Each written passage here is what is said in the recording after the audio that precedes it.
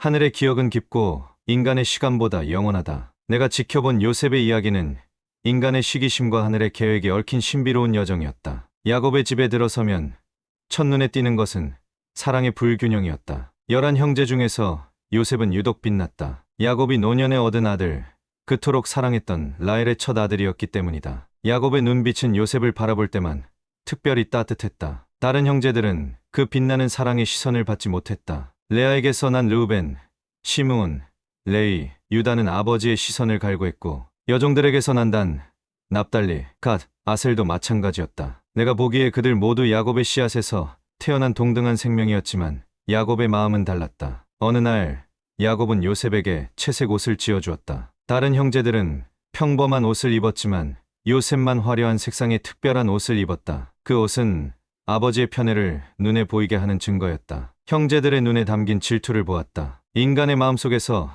피어오르는 어두운 감정의 불씨가 보였다. 요셉은 17살이 되었을 때 양을 치며 형들과 함께 들판에서 일했다. 그러나 요셉은 형들의 좋지 않은 소문을 아버지에게 전했다. 나는 요셉의 순진함을 보았다. 그는 아버지의 사랑을 당연히 여기며 형제들의 마음을 헤아리지 못했다. 그러던 어느 밤 요셉은 꿈을 꾸었다. 그리고 다음 날 아침 그는 식사 자리에서 형제들에게 말했다. 요셉이 밝게 웃으며 말했다. 내가 꿈을 꾸었어요. 우리가 모두들에서 곡식단을 묶고 있었는데 내 단이 일어서고 형들의 단이 내 단을 둘러서서 절하더라고요. 형제들의 얼굴이 굳어졌다. 르우벤의 숟가락이 멈췄고 시므온의 눈이 가늘어졌다. 레이가 이를 갈며 물었다. 내가 정말 우리의 왕이 되겠다는 거냐? 내가 우리를 다스리겠다고? 형제들의 미움은 더욱 깊어졌다. 하지만 요셉은 멈추지 않았다. 며칠 후 그는 또 다른 꿈을 꾸었다. 이번엔 해와 달과 11별이 내게 절하는 꿈을 꾸었어요. 이번에는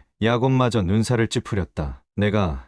내 어머니가, 내 형제들이 너에게 절한다는 말이냐? 나는 하늘에서 이 모든 것을 지켜보았다. 요셉의 꿈은 단순한 꿈이 아니었다. 하늘의 계획이 그 안에 담겨 있었다. 하지만 인간들은 그것을 알지 못했다. 요셉의 순진한 고백에 형제들의 분노는 불길처럼 타올랐다. 그들의 마음속에 이 꿈쟁이를 없애버려야 한다는 생각이 자라기 시작했다. 하늘은 조용히 지켜보았다. 형제들의 시기심이 커질수록 하늘의 계획도 함께 움직이고 있었다. 햇빛이 강렬했던 그날 야곱은 요셉을 불렀다. 세겜 근처에서 양을 치고 있는 형들에게 요셉을 보내기로 한 것이다. 요셉은 채색 옷을 입고 아버지의 심부름을 떠났다. 그의 발걸음은 가벼웠다. 아직 세상의 무게를 모르는 소년이었다. 요셉은 세겜에서 형들을 찾지 못했다. 한 사람이 도단으로 갔다는 말을 해주었다. 요셉은 도단까지 먼 길을 걸었다. 마침내 그는 언덕 너머로 형들의 모습을 발견했다. 그러나 형들도 멀리서 요셉을 알아보았다. 그의 채색 옷이 햇빛에 반짝였다. 시므온이 먼저 말했다. 저기 꿈쟁이가 오는구나. 유다가 씁쓸하게 웃었다. 우리가 절을 해야 할까? 레이의 눈빛이 차갑게 빛났다. 이 기회에 그를 죽여버리자. 그러면 그 꿈이 어떻게 되는지 보자. 나는 형제들의 마음속에 자리 잡은 어둠을 보았다. 시기심과 미움이 그들의 이성을 가렸다. 하지만 맏형 르우벤만은 달랐다. 그는 요셉의 생명을 구하고 싶었다. 르우벤이 말했다. 피를 흘리지 말자. 저 구덩이에 던져두자. 손을 대지는 말자. 르우벤의 계획은 나중에 몰래 요셉을 구해내는 것이었다. 하지만 하늘의 계획은 달랐다. 요셉이 형들에게 다가왔을 때 그들은 요셉의 채색 옷을 벗기고 그를 구덩이에 던졌다. 요셉의 비명이 들렸다. 공포와 혼란으로 가득 찬 목소리였다. 요셉이 외쳤다. 형들, 왜 이러는 거예요? 제발 도와주세요. 하지만 형제들은 요셉의 외침을 외면했다. 그들은 땅에 앉아 음식을 먹기 시작했다. 요셉의 울음소리가 구덩이에서 흘러나왔지만 그들의 귀에는 들리지 않는 듯했다. 르우벤만이 잠시 자리를 비웠다. 그 사이 유다가 지나가는 상인들의 낙타 행렬을 발견했다. 이집트로 향하는 미디안 상인들이었다. 유다가 형제들에게 말했다. 우리가 동생을 죽여봤자 무슨 이득이 있겠나? 차라리 저 상인들에게 팔아버리자. 그는 우리의 혈육이니 직접 손을 대지 말자. 형제들이 유다의 제안에 동의했다. 그들은 요셉을 구덩이에서 끌어올려 은 20개의 미디안 상인들에게 팔았다. 요셉의 눈에는 공포와 배신감이 가득했다. 그는 형제들을 향해 손을 뻗었지만 상인들이 그를 낙타에 태웠다. 요셉은 그렇게 이집트로 끌려갔다. 르우벤이 돌아와 구덩이를 보니 요셉이 없었다. 그는 옷을 찢으며 외쳤다. 아이가 없다. 나는 어디로 가야 하나? 형제들은 차갑게 대답했다. 들짐승이 요셉을 잡아먹었을 거야. 그들은 요셉의 채색 옷을 가져다 염소 피에 적셨다. 그리고 그 옷을 아버지 야곱에게 가져갔다. 형제들이 말했다. 이것을 들판에서 주었습니다. 아버지의 아들 옷인지 확인해 보세요. 야곱은 그 옷을 알아보고 외쳤다. 내 아들의 옷이다. 악한 짐승이 요셉을 삼켰구나. 요셉이 찢겼구나. 야곱은 자신의 옷을 찢고 굵은 베옷을 허리에 둘렀다. 그는 여러 날 동안 아들을 위해 애곡했다. 모든 자녀가 위로했지만 야곱은 위로받기를 거부했다. 야곱이 슬퍼하며 말했다. 내가 슬퍼하며 스올로 내 아들에게 내려갈 것이다. 나는 하늘에서 이 모든 것을 지켜보았다. 요셉은 이집트로 향하는 낙타 등에서 눈물을 흘렸다. 그는 자신에게 무슨 일이 일어나고 있는지 이해할 수 없었다. 하지만 하늘은 알고 있었다. 이 모든 비극이 사실은 위대한 계획의 일부라는 것을. 하늘은 요셉에게 침묵했지만 그를 떠나지 않았다. 요셉이 이집트에 도착했을 때 나는 그의 눈에 담긴 두려움을 보았다. 낯선 언어, 낯선 문화, 모든 것이 그에게는 혼란스러웠다. 노예 시장에서 그는 바로의 친위대장 보디발에게 팔렸다. 보디발은 이집트의 귀족이었다. 훤칠한 키에 권위 있는 자세로 서 있는 남자였다. 그는 요셉을 쳐다보고는 무언가 특별함을 느꼈는지 곧바로 그를 사기로 결정했다. 요셉이 보디발의 집에 들어섰을 때 그의 마음은 여전히 가나안 땅의 아버지를 향해 있었다. 하지만 그는 현실을 받아들여야 했다. 노예로서의 삶이 시작된 것이다. 그런데 놀라운 일이 일어났다. 요셉의 손에 닿는 모든 일이 번창했다. 보디발도 이것을 알아챘다. 요셉에게는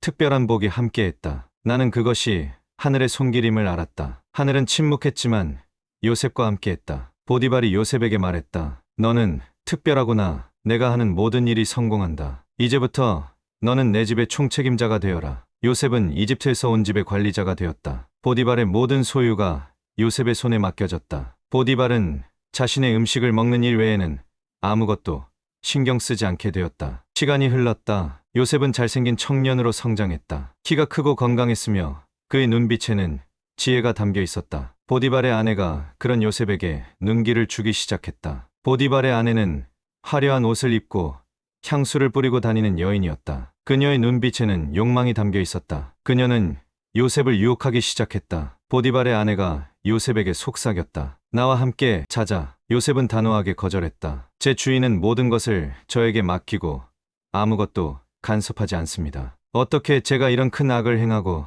하늘의 죄를 지을 수 있겠습니까? 하지만 보디발의 아내는 포기하지 않았다. 그녀는 날마다 요셉을 유혹했다. 요셉은 매번 거절했고 심지어 그녀와 함께 있는 것조차 피했다. 어느 날 집안에 아무도 없을 때였다. 보디발의 아내가 요셉의 옷을 붙잡고 말했다. 나와 동침하자. 요셉은 자신의 옷을 그녀의 손에 버려두고 밖으로 도망쳤다. 옷보다 순결이 중요했다. 나는 요셉의 선택의 하늘이 미소 짓는 것을 보았다. 하지만 분노한 보디발의 아내는 복수를 계획했다. 그녀는 하인들을 불러 외쳤다. 보라, 주인이 우리를 모욕하려고 히브리 노예를 데려왔다. 그가 나를 겁탈하려고 했으나 내가 소리를 지르자 옷을 버려두고 도망쳤다. 그녀는 남편이 돌아올 때까지 요셉의 옷을 옆에 두었다. 그리고 같은 이야기를 남편에게 했다. 보디발은 분노했다. 그는 요셉의 해명을 듣지 않고 그를 감옥에 가두었다. 바로의 죄수들이 갇히는 감옥이었다. 요셉은 다시 한번 이유 없이 고통받게 되었다. 먼저는 형제들에게,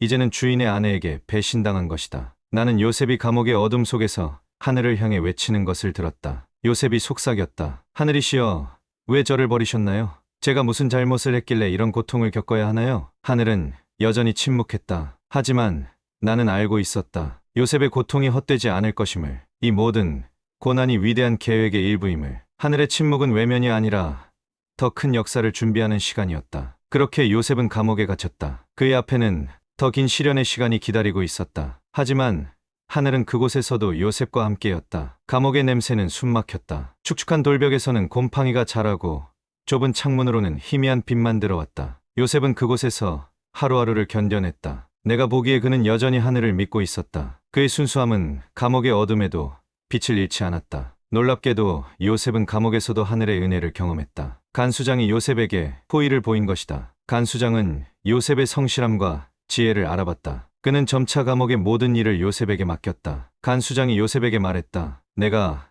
감옥의 일을 맡아라. 내가 하는 일은 항상 형통하니 다른 죄수들을 돌보게. 요셉은 기꺼이 그 일을 받아들였다. 그는 다른 죄수들을 공정하게 대했고 감옥은 이전보다 질서가 잡혔다. 그의 손에 닿는 모든 것이 번창했다. 나는 이것이 하늘의 손길임을 알았다. 어느 날 2명의 특별한 죄수가 감옥에 들어왔다. 한 명은 바로의 술 맡은 관원이었고 다른 한 명은 떡 맡은 관원이었다. 그들은 바로의 노여움을 사서 감옥에 갇힌 것이다. 요셉은 그들을 맞이했다. 그들은 바로의 궁전에서 왔기에 요셉보다 높은 지위에 있던 사람들이었다. 하지만 지금은 같은 죄수였다. 어느 아침 요셉이 두 관원을 살펴보니 그들의 얼굴이 어두웠다. 요셉이 물었다. 오늘 왜 그렇게 슬퍼 보이나요? 술 맡은 관원이 한숨을 쉬며 대답했다. 우리가 꿈을 꾸었는데 그 뜻을 해석해 줄 사람이 없소. 요셉은 미소를 지으며 말했다. 꿈의 해석은 하늘에 있지 않습니까? 어서 말씀해 보세요. 술 맡은 관원이 먼저 이야기했다. 내 꿈에 포도나무가 있었고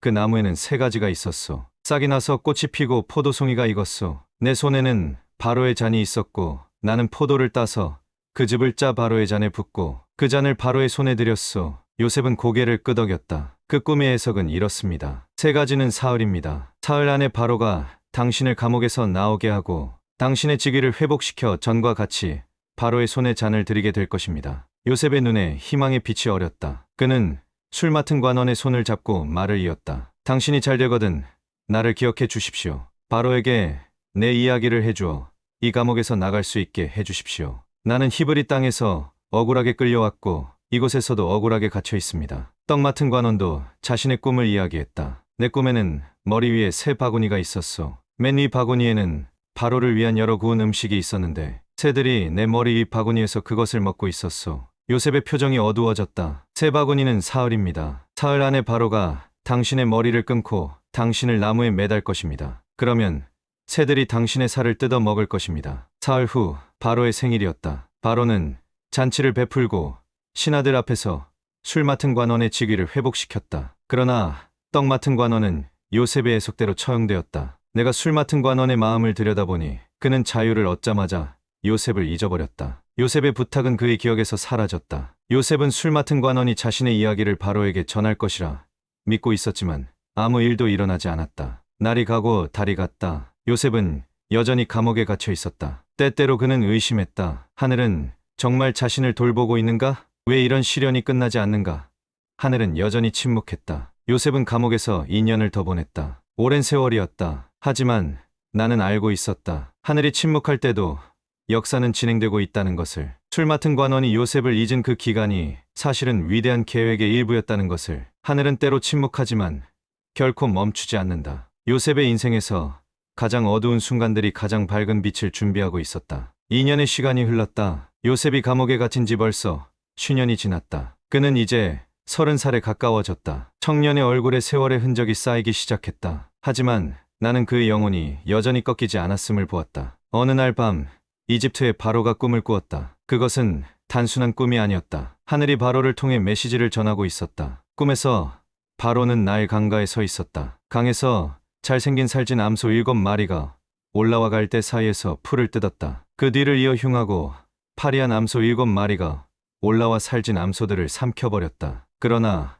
흉한 암소들은 여전히 파리했다. 바로는 잠에서 깼다가 다시 잠들었다. 두 번째 꿈에서는 한 줄기에서 나온 충실하고 좋은 7 이삭이 보였다. 그 후에 가늘고 동풍에 마른 7 이삭이 나와 좋은 이삭을 삼켜버렸다. 바로는 아침에 깨어나 마음이 번민했다. 그는 이집트의 모든 마술사와 현자들을 불렀다. 하지만 아무도 그 꿈의 의미를 알지 못했다. 바로가 초조해하며 외쳤다. 누구도 이 꿈을 해석할 수 없단 말인가? 이 꿈은 분명 중요한 의미가 있을 텐데. 그때 술 맡은 관원이 자신의 잘못을 기억했다. 술 맡은 관원이 바로에게 머리를 숙이며 말했다. 제가 오늘 저희 죄를 기억하나이다. 바로께서 종들에게 놓아사 저와 떡 맡은 관원을 감옥에 가두셨을 때 우리가 꿈을 꾸었습니다. 그곳에는 히브리 청년 하나가 있었는데 그가 우리의 꿈을 해석해 주었습니다. 그리고 그 해석대로 정확히 일이 일어났습니다. 바로의 눈이 빛났다. 당장 그를 데려오라. 감옥에서 요셉을 급히 불러냈다. 요셉은 수염을 깎고 옷을 갈아입었다. 수년간의 감옥 생활이 느껴지지 않게 자신을 단정히 한 후 바로 앞에 섰다. 바로가 요셉을 바라보며 말했다. 내가 꿈을 꾸었으나 그것을 해석하는 자가 없도다. 그대는 꿈을 들으면 나하니 내 꿈을 들어보라. 요셉은 겸손하게 대답했다. 그것은 제가 아니라 하늘이 바로에게 평안한 대답을 주실 것입니다. 나는 요셉의 그 대답에 미소 지었다. 권력의 중심에 서게 된 순간에도 그의 마음은 하늘을 향해 있었다. 오랜 시련에도 그의 믿음은 흔들리지 않았다. 바로는 요셉에게 두 가지 꿈을 모두 상세히 말했다. 요셉은 주의 깊게 들었다. 그의 눈빛이 깊어졌다. 하늘이 그에게 이해력을 주고 있었다. 요셉이 입을 열었다. 바로의 꿈은 하나입니다. 하늘이 앞으로 하실 일을 바로에게 알려주신 것입니다. 7 좋은 암소와 7 좋은 이삭은 7해의 풍년입니다. 7 파리한 암소와 7 마른 이삭은 그 후에 올 7해의 흉년입니다. 이집트 전역에 큰 풍년이 7해 있을 것이며 그 후에 7해 동안 큰 흉년이 들어 풍년을 다 잊게 할 것입니다. 그 굶주림이 이 땅을 황폐하게 할 것입니다. 바로와 모든 신하들이 놀란 표정으로 요셉을 바라보았다. 요셉의 말에는 확신이 있었다. 하늘의 계시를 전하는 권위가 있었다. 요셉이 계속 말했다. 바로께서 꿈을 2번 겹쳐 꾸신 것은 하늘이 이 일을 정하셨고 속히 행하실 것이기 때문입니다. 바로의 얼굴에 경외심이 떠올랐다. 그는 요셉의 말을 믿었다. 왕의 마음이 움직이기 시작했다. 요셉의 해석은 단순한 미래 예측이 아니었다. 그것은 하늘의 목소리였다. 이제 요셉은 더 이상 감옥의 죄수가 아니었다. 그는 하늘의 계획을 전하는 자가 되었다. 그 순간 나는 침묵의 시간이 끝나고 새로운 장이 열리고 있음을 보았다. 하늘이 요셉에게 침묵했던 그 오랜 세월이 지나고 이제 그를 통해 큰 소리로 말씀하기 시작한 것이다. 요셉의 지혜는 바로의 꿈 해석에서 멈추지 않았다. 그는 예언과 함께 해결책을 제시했다. 요셉의 눈빛에는 하늘의 지혜가 담겨 있었다. 요셉이 바로에게 말했다. 이제 바로께서는 명철하고 지혜 있는 사람을 찾아 이집트를 다스리게 하소서. 바로께서는 관리들을 세워 7해 풍년 동안 이집트 땅의 5분의 1을 거두게 하소서. 그들이 다가올 풍년의 모든 식량을 모아 바로의 손 아래 각 성읍에 곡물을 쌓아두게 하소서. 이 양식이 이집트 땅에 임할 7해 흉년을 위해 저장되어야 합니다. 그러면 이 땅이 흉년으로 멸망하지 않을 것입니다. 바로와 그의 모든 신하들은 요셉의 제안에 깊은 인상을 받았다. 단순히 문제를 예견한 것이 아니라 실질적인 해결책을 제시한 것이다. 바로가 신하들에게 물었다. 우리가 이처럼 하늘의 영이 있는 사람을 어디서 찾을 수 있겠는가? 바로는 결단을 내렸다. 그는 손에서 인장 반지를 빼서 요셉의 손에 끼워 주었다. 바로가 요셉에게 말했다. 하늘이 이 모든 것을 내게 보이셨으니 너와 같이 명철하고 지혜 있는 자가 없도다. 너는 내 집을 다스리라. 내 백성이 다 내 명령에 복종하리니 내가 너보다 높은 것은 왕자뿐이니라. 바로는 요셉에게 세마포 옷을 입히고 목에 금 사슬을 걸어주었다. 그리고 그를 자신의 버금가는 수레에 태우고 그 앞에서 사람들이 외치게 했다. 무릎을 꿇으라. 이렇게 요셉은 온 이집트의 총리가 되었다. 하루아침에 죄수에서 나라의 둘째 자리에 오른 것이다. 그것은 단순한 신분 상승이 아니었다. 하늘의 계획이 드러나는 순간이었다. 바로는 요셉의 이름을 사브나빠네아라 하고 온의 제사장 보디베라의 딸 아스낫을 그의 아내로 주었다. 요셉은 30살에 이집트의 총리가 되어 바로 앞에 섰다. 꿈꾸는 소년이 한 나라를 이끄는 지도자가 된 것이다. 요셉은 바로 앞을 떠나 이집트 온 땅을 순찰했다. 예언했던 대로 7해 동안 땅은 풍성한 수확을 내었다. 요셉은 각 성읍에 그 주변의 밭에서 거둔 곡식을 쌓아두었다. 그가 쌓아둔 곡식은 바다의 모래같이 많아 세기를 그쳤다. 측량할 수 없을 만큼 많았다. 요셉은 풍년의 기간 동안 열심히 일했다. 그는 자신의 과거를 잊지 않았다. 형제들에게 팔려 이집트에 온 노예, 억울하게 감옥에 갇힌 죄수, 그 모든 고통의 시간들이 이 순간을 위한 준비였음을 이제 그는 이해하기 시작했다. 어느 날 요셉은 왕궁의 발코니에 서서 멀리 나일강을 바라보았다. 그의 눈에는 감사의 눈물이 맺혔다. 그는 마음속으로 기도했다. 요셉이 속삭였다. 하늘이시여, 당신의 계획은 제가 상상할 수 없이 크셨습니다. 제가 형들에게 꿈 이야기를 했을 때 그들이 저를 미워했습니다. 그 꿈 때문에 저는 노예가 되고 죄수가 되었습니다. 하지만 이제 저는 깨닫습니다. 그 꿈이 저를 이곳으로 인도했음을. 당신의 침묵 속에도 당신은 항상 저와 함께 하셨습니다. 나는 요셉의 기도를 들으며 미소 지었다. 요셉이 드디어 깨달은 것이다. 하늘의 침묵은 외면이 아니라 더 큰 계획을 위한 준비의 시간이었음을. 흉년이 오기 전 요셉의 아내 아스낫은 두 아들을 낳았다. 첫째 아들의 이름을 므낫세라 했으니 하늘이 내 모든 고난과 내 아버지의 온 집을 잊게 하셨다는 의미였다. 둘째 아들의 이름은 에브라임이라 했으니 하늘이 나를 고난의 땅에서 번성하게 하셨다는 뜻이었다. 요셉의 이름 짓기에서 나는 그의 성숙함을 보았다. 그는 더 이상 과거의 상처에 묶여 있지 않았다. 하늘의 손길 안에서 그는 치유되고 새로운 시작을 맞이하고 있었다. 7해의 풍년이 지나고 요셉이 예언한 대로 7해의 흉년이 찾아왔다. 온 땅에 기근이 들었지만 이집트에는 양식이 있었다. 사람들이 굶주리기 시작하자 바로에게 부르짖었고 바로는 모든 이집트 사람에게 요셉에게 가라고 명령했다. 흉년은 온 지면에 퍼졌다. 요셉은 모든 창고를 열고 이집트 사람들에게 곡식을 팔았다. 각국의 사람들도 이집트로 와서 요셉에게 양식을 사러 오기 시작했다. 하늘의 계획은 이제 다음 단계로 움직이고 있었다. 흉년의 마지막 해, 나는 요셉이 바로의 궁전 정원을 걷는 것을 보았다. 그는 이제 애굽의 가장 존경받는 지도자가 되었다. 청동색 피부의 이집트 관료의 옷을 입은 그의 모습은 어린 시절 가나안의 목동이었던 요셉과는 달라 보였다. 하지만 그의 눈빛만은 변하지 않았다. 그 안에는 여전히 하늘을 향한 순수한 믿음이 담겨 있었다. 그날 바로는 요셉에게 특별한 선물을 주었다. 바로가 요셉을 불러 말했다. 내가 이집트를 구한 공로를 인정하여 내가 너에게 아내를 주고자 한다. 온의 제사장 보디베라의 딸 아스낫이다. 요셉은 잠시 당황했다. 아스낫은 이집트의 귀족이었고 태양신 라의 제사장의 딸이었다. 그녀는 요셉과는 다른 세계의 사람이었다. 요셉은 자신이 여전히 히브리인이라는 정체성을 잊지 않고 있었다. 아스낫은 이집트의 아름다움을 대표하는 여인이었다. 긴 속눈썹과 갈색 눈동자, 그리고 우아한 자태를 가진 그녀는 많은 이집트 귀족들의 관심을 받았다. 하지만 바로는 그녀를 요셉에게 주기로 결정했다. 요셉과 아스낫의 결혼식은 화려했다. 이집트의 모든 귀족들이 참석했고 온 나라가 축하했다. 나는 요셉의 마음을 들여다보았다. 그는 기쁨과 함께 쓸쓸함도 느끼고 있었다. 이 중요한 날에 가족 중 아무도 함께하지 않았기 때문이다. 결혼 후 요셉과 아스낫은 서로를 알아가기 시작했다. 처음에는 서로 다른 문화와 신앙 때문에 어색했지만 시간이 지나면서 그들 사이에 사랑이 자라났다. 어느 저녁 요셉이 아스낫에게 자신의 과거를 이야기했다. 요셉이 말했다. 나는 가나안 땅에서 온 히브리인이요. 내 아버지는 야곱이며 내게는 11명의 형제가 있었소.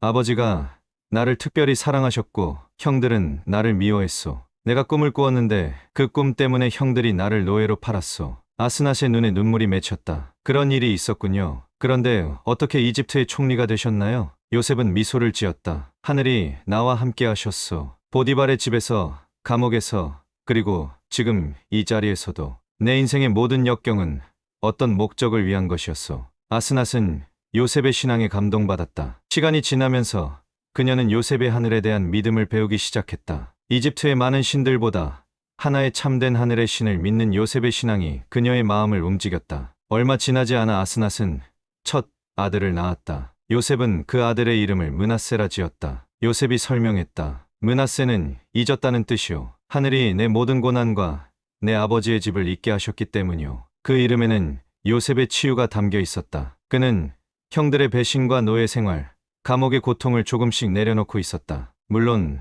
완전히 잊은 것은 아니었다. 그러나 그는 이제 그 상처를 통해 자신이 성장했음을 인정했다. 두 번째 아들이 태어났을 때 요셉은 그의 이름을 에브라임이라 지었다. 요셉이 아스낫에게 말했다. 에브라임은 번성했다는 뜻이요. 하늘이 나를 고난의 땅에서 번성하게 하셨소. 이 이름에는 요셉의 감사가 담겨 있었다. 이집트는 본래 그의 나라가 아니었지만 하늘은 그곳에서 요셉에게 새로운 삶과 사명을 주셨다. 요셉은 좋은 아버지였다. 그는 자신의 두 아들에게 히브리인의 신앙과 이집트의 지혜를 모두 가르쳤다. 그들은 두 세계의 가교가 되어 자라났다. 아스낫은 요셉을 지켜보았다. 그는 총리로서 엄격했지만 공정했고 남편으로서 다정했으며 아버지로서 헌신적이었다. 그녀는 자신이 특별한 남자와 결혼했음을 알았다. 어느 날 저녁 요셉과 아스낫은 나일 강가를 걸었다. 해가 지고 있었고 강물은 붉게 물들어 있었다. 아스낫이 물었다. 당신은 가끔 가나안의 가족들이 그립지 않으세요? 요셉의 눈이 멀리 서쪽 가나안 땅을 향했다. 그의 목소리는 조용했지만 강했다. 요셉이 대답했다. 물론 그립소. 특히 아버지가. 하지만 이제 나는 내 과거보다 미래를 더 많이 생각하오. 지금 우리가 사는 이 삶은 하늘의 선물이오. 나는 요셉의 마음이 얼마나 성숙해졌는지 보았다. 그는 과거의 아픔을 인정하면서도 거기에 묶이지 않았다. 하늘은 그를 새로운 길로 인도했고 그는 그 길을 충실히 걷고 있었다. 요셉과 아스낫 그리고 두 아들로 이루어진 이 가족은 행복했다. 하지만 이것은 요셉 이야기의 끝이 아니었다. 하늘은 아직 더 큰 계획을 준비하고 있었다. 요셉과 그의 형제들의 이야기는 아직 끝나지 않았다. 흉년이 시작된 지 2년째 되는 날 요셉은 이집트 전역의 곡물 창고를 감독하고 있었다. 그의 발밑에는 황금색 곡물이 산처럼 쌓여 있었다. 요셉의 예견대로 땅은 말라갔고 기근은 날이 갈수록 심해졌다. 이집트인들은 처음에는 돈으로, 그 다음에는 가축으로